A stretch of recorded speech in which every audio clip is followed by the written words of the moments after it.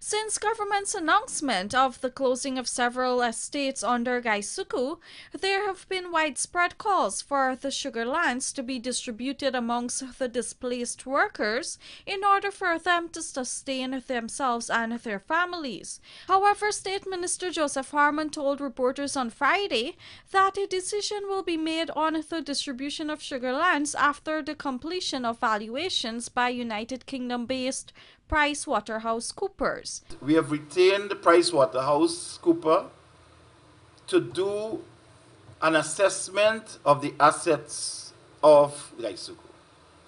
And so Pricewaterhouse, they've started the work of making a full survey of all of the assets of Gaisuku, including the lands.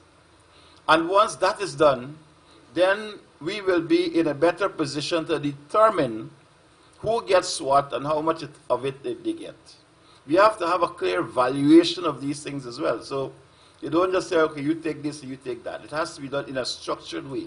Harmon was part of a government delegation that had met with workers attached to the Wills estate over a year ago, during which they had requested lands to do farming activities so as to sustain their livelihood and that of their families. Meanwhile, with the sugar industry now downsized to just a mere 3 estates, the state minister posited that the current structure of Gaisuku's management and the board will have to be restructured.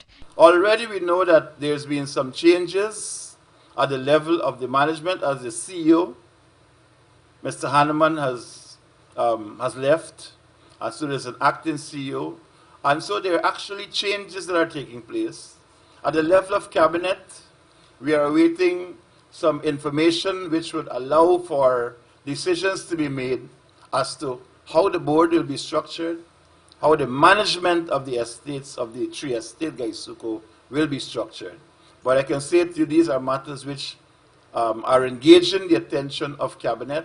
Earlier in the week, Agriculture Minister Noel Holder told this newscast that with only the Blairmont, Iflot and Albion estates functioning, not only has the production target been reduced, but Guyana's overseas markets have also been scaled down to only CARICOM and a small part of the US, which are high-priced markets. Reporter for the Evening News, Fanu Manikchand.